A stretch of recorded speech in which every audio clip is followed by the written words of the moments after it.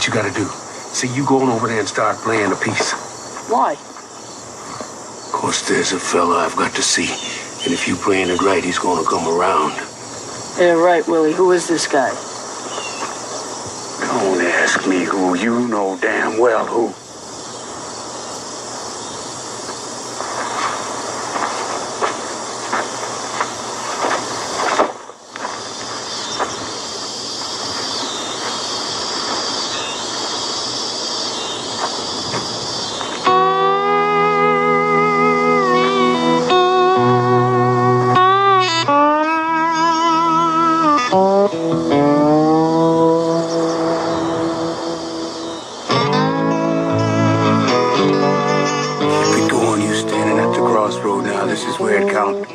Thought I wasn't supposed to go down at the crossroads, Willie. We ain't here for you, we here for me.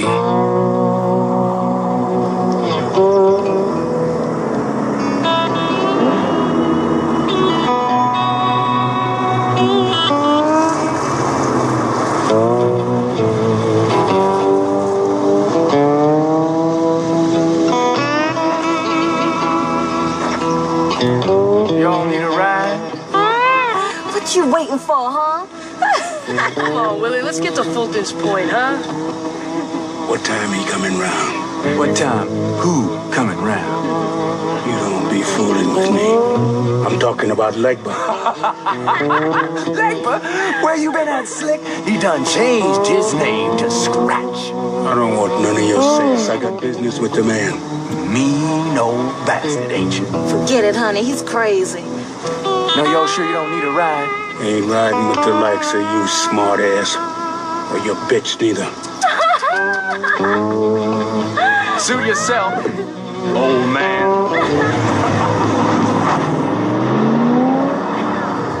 You looking for me, Willie Brown? Been a long time, hasn't it, Willie? Yes, it has. Willie, what's going on here? Yes, sir, been a long time. You were about 17 last time we saw each other. One night on this old crossroads, wasn't it? What can I do for you, Willie Brown? I come to see you, tell you the deal's off. Oh, no. According to this here piece of paper, the deal's still on. You can tear that up and give me some peace. Why on earth would I want to do that? Now, you sloughed up on your end of things. I didn't end up where I wanted. I didn't end up with nothing. Didn't get nothing. You got what you were supposed to get, Blues Man. Ain't nothing ever as good as we want it to be. But that ain't no reason to break a deal. Of course, you had something to offer me. I got a couple of $100. Ain't interested in your money, you know that. How about cutting heads? Oh, I get it. You want some kind of contest, huh? You're a real smart boy, ain't you? Well, smart boy, I got a big white fella from Memphis made a deal with me a few years back. Real good guitar player, name is Jack Butler. Cuts heads every Saturday night, yes, sir. He discourages a lot of up-and-coming boys. Yeah, but Willie doesn't even play guitar. Oh, yeah, forgot that. Ain't that too bad? Guess there ain't much hope at all for Willie Brown.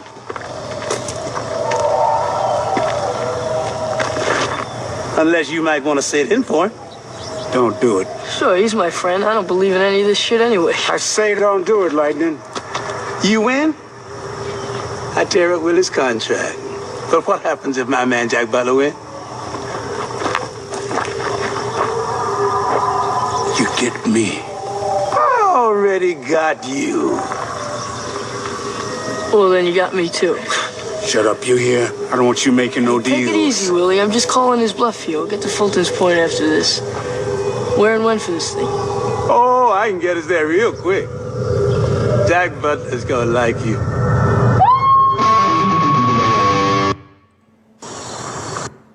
Now, the reason for that is because of this. I keep telling you guys, the only thing the Heavenly Creator has ever asked of you is just to give yourself to Him. But the devil always wants a contract. And in the middle of this, I was signing to you guys the word contract in sign language. I screwed it up a couple times. Got it right the last time. I had to think about it a minute. It's been a while since I've done sign language. What I'm about to tell you, we're going to get into rights and what they actually are. All right? Do you believe you own property? Property will be considered as a given for this thesis, okay? I'll be leaving it alone herein. However, what is ownership? Ownership is the exercise or expression of a right, okay? Rights in themselves being property. A technical definition taken from a 1914 Bovier's Law Dictionary, a concise encyclopedia of the law, volume 3, indicates at page 2437, the right by which a thing belongs to someone in particular, to the exclusion of all others. The entirety of the powers of use and disposal allowed by law. It implies that there is some power of disposal, but the owner of a thing is not necessarily the person who, at a given time, has the whole power of use and disposal. Owner is not strictly a technical term in the common law. Ownership is a broader than both or possession. If you're an owner, why would you be required to register your property with someone else? If you did register said property, would you then still be determined as said owner? If you're registering titles, i.e. banksters' descriptions of property under legal compulsion and paying, i.e. volunteering for that someone else to keep your registration on their record, wouldn't you be giving your owner's interest away to them? Would you then still be considered the owner of the property on their registry? If you registered it once and it's on record, then why do you have to continue paying for said registration year in and year out? Have you reduced yourself to the status of a user when you gave your property to another in this manner? Do you have a birth certificate or a certificate of birth? Was it issued to you? Are you holding the original or just a truly claimed, sworn to, certified copy of someone else's depository? If someone else has it, how do you? If someone else has it and you don't, even though you're its owner, does that someone own it? Or is it considered abandoned? Does the depository legal status affect whether or not property taken into its custody is owned by it or merely held by it in trust under a fiduciary relationship as abandoned property, and that it cannot take an interest in said property? Therefore, it must be relinquish said property to whomever shows up and claims ownership. They have a term for this exclusive to government use. Is escheat, ESCHEAT. And that concludes this audio video for you guys. And it's called Do You Believe You Own Property? Now, in the beginning of this, I was playing something from a movie called Crossroads, where the devil shows up and he's looking to contract. Remember, the first three letters tell you exactly what the track is. You're being fast-tracked on a contract. It's a con, okay? And because they have to con you out of your rights, your property, okay? Rights are property. If you don't have any rights, then you don't have any property. In the Constitution, it's very clearly elaborated that you have the right to life, liberty. The pursuit of happiness means property. And if you're being denied any of those things, through threat, duress, and coercion, being forced to register your property, which you no longer have superior interest in because you have gifted it voluntarily through forced registration. What a conundrum, right? How is it that I've gifted it voluntarily if I got a gun-toting moron on the side of the highway saying, you don't register your property with my corporation, my principal, boy, I'm going to take you into jail, incarcerate that sweet little bottom of yours. Now, how is that not threat, duress, and coercion, ladies and gentlemen? You see, under Title 28, 3002, Title 28 USC 3002, the corporation identified as the United States is in fact a corporation, and they tell you loud and proud that that's what it is. That means all states, all counties, all municipal corporations known as or identified as cities, townships, villages, are in fact subsidiary corporations of the corporation identified as Washington, D.C. And when you register your offspring with a birth certificate, they're issued a social security number, you register your land with the county, you register your automobile. Ladies and gentlemen, you are freely, at will, contracting with the devil for an alleged benefit. And that benefit is minuscule. So let's go back and look at the Bible and what the Bible tells us. The Bible tells us, come up out of her. For my people shall suffer for their lack of knowledge. We have strayed away from the good Creator who has provided us the most brilliant writ ever created. Now, although man has perverted it through the years, there were certain things they were not allowed to remove or alter from that good book. They couldn't compromise it. But as the devil see it, Satan, Lucifer, Moloch, whatever you want to call it, evil, sheer evil, would have it. They placed the manipulation within that good book. And if you're unable to read between the lines, and you will never see what I'm trying to articulate to you today, you are free. You are the heavenly Creator's children. You have dominion over everything, and you have laws. Please do not be a Neanderthal. Please do not be lawless. For lawless people are governed by statutes, codes, and provisions, for they're an inherent threat to the public. You following me? See, I once had a judge tell me, you don't know the law. Thou shalt honor thy mother and father. Thou shalt not steal. Thou shalt not covet thy neighbor. Right? Thou shalt not lie. Thou shalt honor thy Lord above all else. Yeah? Thou shalt love myself and thy neighbor equally.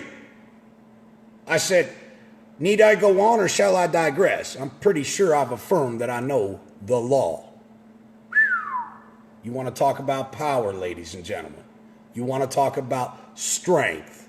You want to talk about being untouchable, because it's about right and wrong. And make no mistake about it, I have been in the wrong, and I own my shit. When I'm wrong, I'm the first one to admit it. I had a wonderful woman in my life that supported me. Her name is Lisa. She's my mother. She told me, Derek, I will always stand behind you. Always.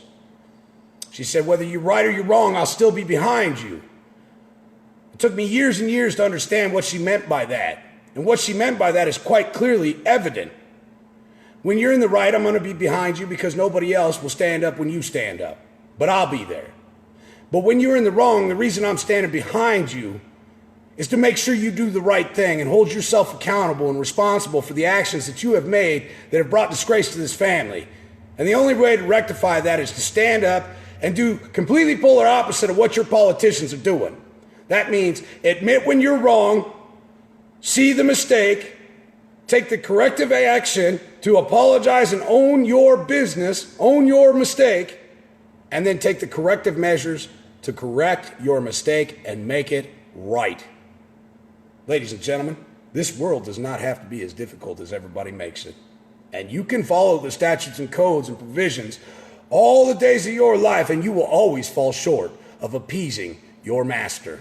But I can't serve two masters. You see, the good book tells me that. I can't serve two masters, for I may love one and loathe the other. I can't do it. It's an impossibility. So I stay true to the Creator, because when I was incarcerated for 16 days against my will for not doing anything wrong, not doing anything illegal nor unlawful, I open that book and the first passage I come to says, "And ye shall suffer for 10 days." Power. Power in that message. I don't know if you can feel it, but I get goosebumps every time I talk to you guys about the power that is within you, provided to you by the divine. He says, walk with me, stay with me, don't lose faith in me, for you are my child. I am with you. I've given you an everlasting covenant, a trust, a compact between you and him. And for that, you will reap the rewards. All you have to do is stay true. All the glory in the world, as in heaven, so below, is right here today. But you must be with conviction. You must stand true and correct. That doesn't mean that you don't fall short of the glory of the Creator every day. Lord knows I fall short every day. Every day I fall short. But see, something has changed in me. I've been shown some things. I know for a fact that the reason I was in solitary confinement for 16 days against my will was because he put me there. He knew I was never going to read that word.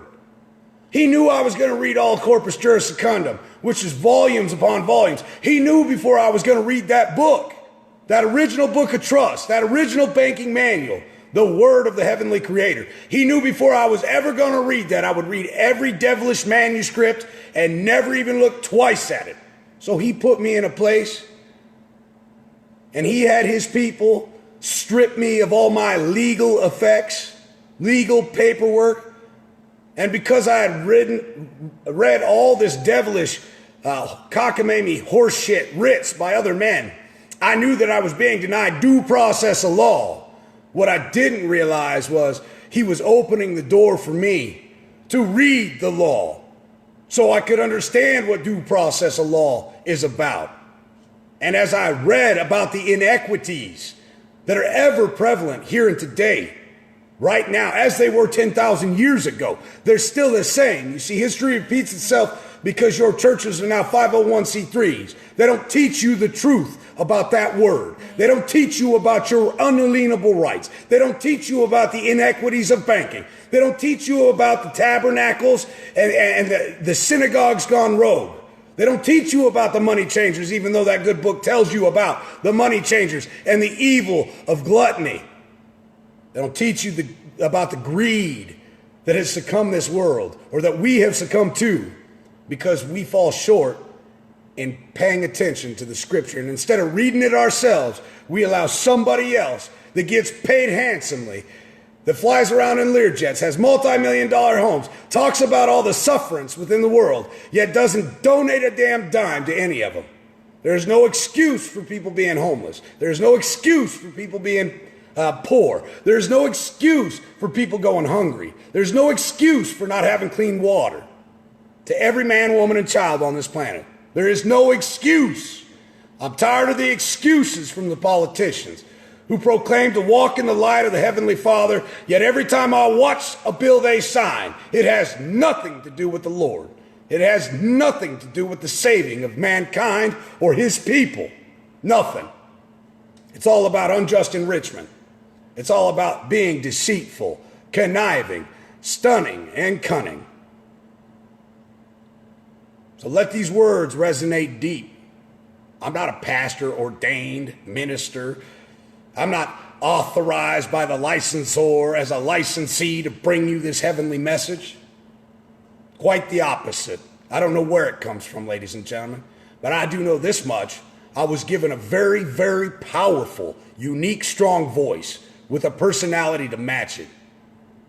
I bear the burdens of other people all the time, and I was built that way by the Creator to have broad shoulders, to think about these things and to analyze them and to help people find themselves. Why? I don't know. Is it a curse? Is it a gift? You be the judge. I'm not one to pass judgment on that. I don't know what it is. But one thing I can tell you is through common sense, acquired knowledge, and ascension of the mind, we, the people of the world, can end the sufferance that is had by everybody at the hands of a few. Local law enforcement around the world, people that are out there pushing their ideology onto others, please take note of the message I give to you today. Because I firmly believe the reason that I'm here today conveying this message is to reach you in your heart, reach you in your soul. So the next time you pull somebody over innocently and you're violating their unalienable rights, I hope this message hits you in your heart and you realize you don't have to issue that ticket that takes food off somebody else's table for the unjust enrichment of the corporation. You don't have, absent a victim, any right to stop anybody else or to cause them harm, injury, and damage and loss. You don't have it. You have what they call discretion, and they gave you that discretion because if you're a man like me, you have the ability to save your own damn soul by not doing evil at the behest of the corporation. You think about that loud and clear. The message is clean and clear. When we're in other countries, we are not to engage until engaged upon. There is no excuse for innocent men, women, and child to be gunned down in the middle of these streets and have that blood spill all over. It's senseless and it's criminal.